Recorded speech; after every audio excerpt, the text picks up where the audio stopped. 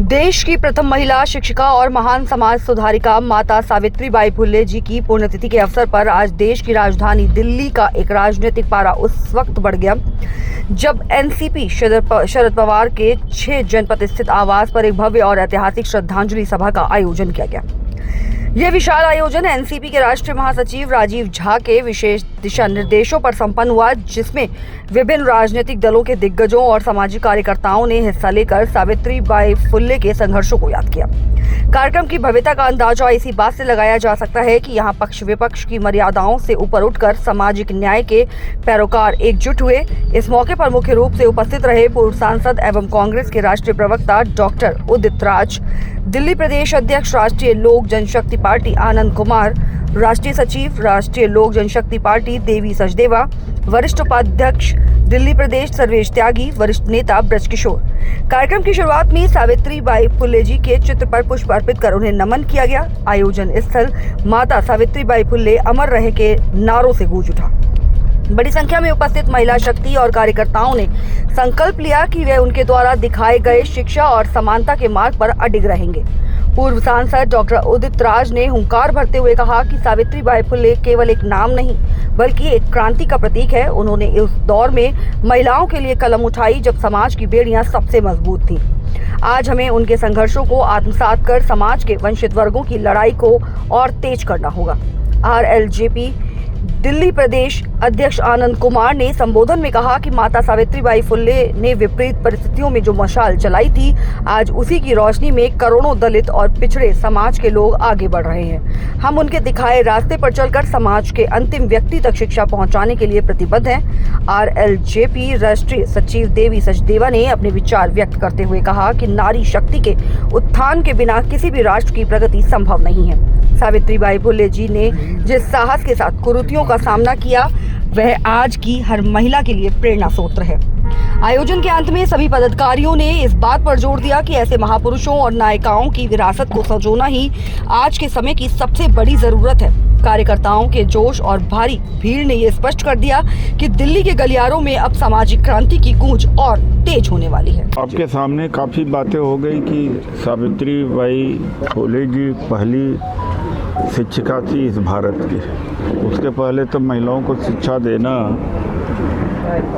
संस्कृति और रीति रिवाज और हिंदू धर्म के खिलाफ बात मानी जाती थी, लेकिन उन्होंने स्थापित किया। जो डर था, भय था, पाखंड था कि पढ़ने से चरित्र खराब हो जाएगा, धर्म भ्रष्ट हो जाएगा, महिलाओं के लिए तो शिक्षा होनी ही नहीं चाहिए, उसको तोड़ा है उन्होंने। और मुस्लिम समाज से निकली फातिमा शेख जी भी उनका बहुत साथ दिया है, लेकिन जिस तरह से न्याय इन दोनों महिलाओं को मिलना चाहिए, मिला नहीं। अब 2-3 दशक से लोग जानने लगे हैं कि सावित्रीबाई फुले जी क्या थी, वरना उनके साथ में ऐतिहासिक अन्याय भी हुआ। इतिहास में लोगों को तो दबाया गया है ज़्यादातर। उस समय कहीं स्कूल नहीं थे बालिकाओं के लिए, और जैसे हमारे एक साथी कपिल जी ने कहा ना, 18 शिक्षा का केंद्र उन्होंने खोला था, लेकिन इतना आसान नहीं था खोलना। वहाँ पर गाली सहना पड़ता था, अपमान का घूंट पीना पड़ता था, और 2 साड़ी लेके चलना पड़ता था। एक गंदी हो जाती थी कई बार, रास्ते में लोग गाली देते थे। किस बात के लिए? नेक काम के लिए, महान काम के लिए। उस समय का भारत देखिए, उस समय का यही जो हिंदू समाज है, आज का हिंदू समाज, तो उस समय तो लोगों ने कहा कि ये अंत है, इससे अच्छा कुछ हो ही नहीं सकता। तो उसके आधार पर आज वर्तमान पीढ़ी को बता देना चाहता हूँ कि जो आज नैरेटिव डेवलप किया जाता है आरएसएस के द्वारा, पाखंडियों के द्वारा, तो वो अपने लाभ में करते हैं, वो सच्चाई नहीं है। अगर सच्चाई होती तो आज, उस समय जब शिक्षा का उन्होंने विरोध किया तो आज भी विरोध करना चाहिए था, लेकिन आज शिक्षा हड़प लिया है, इतना महंगी करते चले जा रहे हैं कि शिक्षा हड़प लिया है।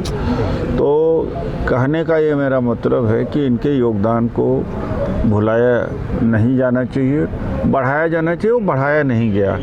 आनंद जोंदली जी का धन्यवाद करता हूँ कि उन्होंने मुझे आमंत्रित किया, राजीव झा जी का कि वो राष्ट्रीय महासचिव एडमिनिस्ट्रेशन है, आप सब लोग यहाँ पर हैं यहाँ पर, और हम लोगों ने श्रद्धा का सुमन अर्पित किया। तो एक क्रांतिकारी एक क्रांति है, उस क्रांति को फैलाने की ज़रूरत है, वो फैल नहीं पाई है। सर, जैसा कि आपने कहा कि उस समय उन्होंने 18 स्कूल खोले थे, बहुत मुश्किल था, लेकिन आज तो स्कूलों को बंद किया जा रहा है। करीब 90,000 स्कूल बंद कर दिए। तो ये सरकारी 90,000 स्कूल बंद किए जा रहे हैं, अब मर्ज किए जा रहे हैं। जैसे 4 स्कूल हैं तो 2 को मर्ज कर देते हैं, ख़त्म कर देते हैं, फिर उसमें मिला देते हैं। नाम मात्र की पढ़ाई हो रही है। रीज़न क्या मानते हैं सर? तो क्वालिटी एजुकेशन प्राइवेट सेक्टर में चली गई, गवर्नमेंट सेक्टर में कुछ है नहीं, एक बात। दूसरी बात है एआई जब से आई है, एआई जब आने वाली है, आएगी तो फिर देखिएगा कि क्या हालात होंगे इस देश के। तो वंचित करने का है, और इसका कारण दिखने में आ रहा है कि लोगों में, जेनजी में आज जो यंग जनरेशन, उसकी सोच ख़त्म हो गई। एनएफएस है, चाहे नौकरियां नहीं है, प्राइवेटाइजेशन है, पेपर लीक का मामला है, नीट पेपर लीक का मामला है, और शिक्षा बहुत महंगी हो गई। अब युवा कहाँ निकल पा रहा, कहाँ आंदोलन कर रहा, इसका प्रतिकूल असर पड़ा है। अब जो कुछ लोग ऐसा कर रहे हैं, वो सोचते हैं कि अच्छी बात कर रहे हैं, लेकिन उनके लिए व्यक्तिगत तौर से अच्छा हो सकता है, लेकिन देश तो इसकी कीमत अदा करेगा। जब भी हमारे देश की हालत बहुत ख़राब है, राजनयिक स्तर पर देखा जाए तो भारत के साथ कोई देश नहीं खड़ा है। इसकी इतनी ज़्यादा गिरावट आई है, और लोकतंत्र में भी आई है, फ्रीडम ऑफ प्रेस में आई है, तो उसका असर तो पूरे देश के ऊपर पड़ रहा है। अभी एआई समिट हुआ था सर, उसमें ये बताया गया था कि एआई समिट से जो है देश जो है तरक्की करेगा, और इससे देखिए हम कंज्यूमर बनेंगे, क्या हो तरक्की, क्या है एआई का इनोवेशन हम थोड़ी कर रहे हैं। जैसे राहुल गांधी जी कह रहे हैं कि हम डाटा पूरा अमेरिका के देंगे तो कंज्यूमर बन जाएंगे। तो डाटा दाता है, डाटा दाता राजनीति में भी है, और एआई से क्या होगा, बेरोजगारी भयंकर बढ़ेगी, कंज्यूमरिज्म बढ़ेगा, और बड़े बड़े जो ये हैं अमेज़न या जो सर्विस प्रोवाइडर्स हैं, इनका ग्रोथ होगा। सर, महिलाओं के लिए पहली बार स्कूल खुले, लेकिन आज भी शिक्षक दिवस पे सावित्रीबाई फुले ज्योतिबा फुले को याद नहीं किया जाता, किसकी कमी मानते हैं? समाज की भी कमी, हमारी भी कमी है, समाज की भी कमी है, लोगों की कमी है। अभी समाज में कोई हलचल ज़्यादा नहीं है। आज ही बड़ा एक डिबेट बना हुआ है। मैंने सुबह कल कहा कि नेपाल का जैन जी तख्ता पलट दिया है, जबकि वहाँ लोकतंत्र की परंपरा नहीं थी, ऐसा इतिहास नहीं था। यहाँ का जंजी क्या कर रहा है, यहाँ का जंजी तो कुछ कर ही नहीं पाया है। और चाहे आप पेपर लीक का हो, शिक्षा की महंगाई का, बेरोजगारी का, इकट्ठा ही नहीं हो रहा। 6 नंबर जनपद में राष्ट्रवादी कांग्रेस पार्टी आदरणीय शरद पवार जी के यहाँ पर ज्योतिबाई फूले का एक प्रोग्राम रखा गया, और जैसा कि हमारे बड़े बड़े अभिनेताओं ने भी बताया, सावित्रीबाई फूले जी एक ऐसी शख्स जिन्होंने देश के अंदर नारी को सम्मान दिलाने के लिए काम किया, शिक्षा के लिए। और सबसे पहले जो इनका बाल विवाह, छोटी उम्र में शादी हो गई थी, 9 साल की अवस्था मेरे ख्याल से, 31 में जन्म हुआ, 40 में। और जैसे कि अब ये वहाँ से चलती थी तो 2 साड़ियाँ लेके चलती थी। एक पर क्या होता था, लोग गंद मारते थे, किसी ने गोबर मारा, किसी ने छीट कसी, और उसको जाके वो बदलती थी। फिर उन्होंने इसी संघर्ष में कई स्कूल खोले, जिसमें कन्याओं के लिए, शिक्षा के लिए, इनको एक सम्मानित सबको दर्जा देने के लिए उन्होंने काम किया।